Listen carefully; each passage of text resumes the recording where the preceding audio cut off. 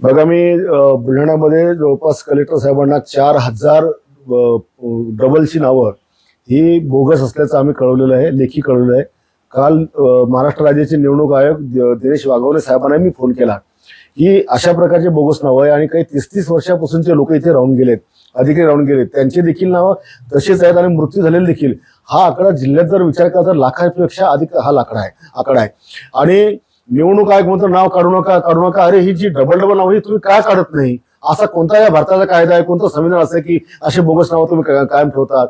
मृत्यू पावलेल्यांची नावं तुम्ही टाकत नाही. 25 जुलैला तुम्ही सांगितले की नाव काढू पण नका पण टाकू नका. कालपर्यंत जे मुलं तरुण झाले, वयात आले, ज्यांना मतदानाचा अधिकार प्राप्त झाला, तुम्ही त्यांचा अधिकार हिसकून घेत नाहीये का? पण जे मृत्यू झालेले आहे ते नाव काढणे, त्यांचे लोक नाव काढणे, त्यांच्या परिवारातील काय अशी उपाययोजना आहे तुमच्याकडे की नाव काढल्या गेल्या पाहिजे? आता हे सगळं काही शासनाच्या हाती नसतं. ही निवडणूक आयोग ही स्पेशल संस्था आहे. त्याच्यामुळे त्यांनीच हे ठरवलं पाहिजे की एकतर सगळ्यांचा मृत्यूचा दाखला हा तुम्ही निवडणूक आयोगाशी जोडून घ्या, आधार कार्डशी जोडून घ्या, म्हणजे किमान कळेल तर की कोणता मृत्यू झाला काय झाला. आणि हे जे डबल नाव हे आधारशी लिंक जर केले तर पुन्हा डबल नाव कधीच कुठे येणार नाही. म्हणजे काही लोकांना नगरपालिकेत निवडणूक करायची तर ग्रामीण भागातले नाव टाकतात, त्याच्या वर्ष निवडून येतात आणि ते ग्रामीणचे नाव पुन्हा जिल्हा परिषद नगर परिषद बाहेर जातात, तिकडे मतदान करतात. आता isakal.com आहे देशातील नंबर 1 ची मराठी न्यूज वेबसाईट. प्रत्येक अपडेटसाठी isakal.com ला नक्की भेट द्या. अनेक असे राजकारणी ज्यांना मान्य नव्हतं की आधाराने मतदान लिंक करायला पाहिजे, तुम्हाला हे मान्य आहे? नाही, 100% आधार लिंक केलंच पाहिजे आणि मृत्यूचा दाखला सुद्धा त्याच्याशी जोडला पाहिजे, जेणेकरून मृत्यूची झालेली नावं ही आपोआप डिलीट होतील. बुलढाणा नगरपालिका किंवा राज्यातील नगरपालिकामध्ये महायुतीवर खुसबुस सुरू आहे, काय तुम्ही त्यांना सल्ला देणार आहे? कशा प्रकारे युती झाली? महायुती झाली पाहिजे ही दोन्ही पक्ष, तिन्ही पक्षाची आमची सगळ्यांची मानसिकता आहे, वरच्या नेत्यांची आहे. आणि त्यांनी समंजस्याचा सल्ला दिला की शांततेने घ्या आणि स्थानिक पातळीवर नाही झालं तर राष्ट्रीय पातळीवर त्या संदर्भात चर्चा करतील. काय प्लॅन आहे तुमच्याकडे नगराध्यक्ष होण्याचा? नाही, ते तर आमचं धोरण ठरलेलं आहे की महाराष्ट्रात जिथे शिवसेना, भाजप, राष्ट्रवादीचा आमदार असेल तिथला नगराध्यक्ष त्या पक्षाचा असला पाहिजे आणि इतर ठिकाणी मग त्यांनी बसून निर्णय घ्यावेत. आता मी आधी सांगितलं की प्रत्येकाला, कोणाला महापौर व्हायचंय, कोणाला नगराध्यक्ष व्हायचंय, कोणाला जिल्हा परिषद अध्यक्ष व्हायचंय आणि आघाड्यांमध्ये तर त्यांना ती संधी मिळत नाही. आणि प्रत्येक जण तर महत्वाकांक्षी असते की मला अध्यक्ष व्हायचंच आहे.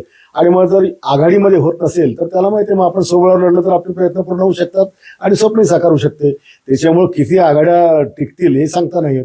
संजय राऊतनी त्यांच्या भूमिकेमध्ये तुम्ही लोक आतापर्यंत आरोप करत आलाय की शिवसेना संपली. संजय राऊत अशा पद्धतीने महाविकास आघाडीचा तो विघटन. संजय राऊत मुळातच ही विध्वंसक प्रवृत्ती आहे. त्यांनी जर स्वतःचा पक्षच खतम केला तर इतर पक्षांचा प्रश्न त्या ठिकाणी कुठे शिल्लक राहतो. त्याच्यामुळे त्यांचा स्वभाव हा कट कारस्थान करणे, पक्षांमध्ये खोडा घालणे, विचारांमध्ये खोडा घालणे आणि पक्ष उद्ध्वस्त करणे हाच आहे. बुलढाणा नगरपालिकेमध्ये भाजपसोबत युती होईल? आम्ही शिवसेना भाजपची युती बुलढाण्यामध्ये करण्याचा आमच्या युतीचे जेवढे आमचे आमदार आहे आमच्या सगळ्यांचा प्रयत्न आहे. आम्ही एकमेकांच्या समन्वयामध्ये आहोत आणि ती युती होईल अशी आम्हाला आशा आहे. अजून तर काही भाजपने एकला चलवायचा नारा दिलेला नाही, कारण आमची अजून चर्चाच झाली नाही. ज्यावेळेला आमची चर्चा होईल, बैठक होईल आणि बैठकीमध्ये त्यांनी कधी सांगितलं की ठीक आहे बाबा तुम्ही तुमचं लढा, आमचं लढा, आम्ही आमचं लढणार. आजच्या तारखेत तर मोठ्या वाची भूमिका बुलढाणा जिल्ह्यात ही भाजपाचीच आहे. बुलढाणा जिल्ह्यात मी आहे. आता कसे प्रस्ताव येतात आणि कशी तडजोड होते, काय काय ठरतं हे आता बैठकीशिवाय नाही सांगता येणार. जेव्हा बैठकीत तसा प्रस्ताव येईल तेव्हा आम्ही निश्चित तुम्हाला कळवू. देश विदेशातील प्रत्येक घडामोडींचे लाईव्ह अपडेट मिळवण्यासाठी आता साम टीव्हीच्या सर्व सोशल मीडिया प्लॅटफॉर्मला लाईक, फॉलो आणि सबस्क्राईब करा. तसंच सर्व नोटिफिकेशनसाठी बेल आयकॉन प्रेस करायला विसरू नका.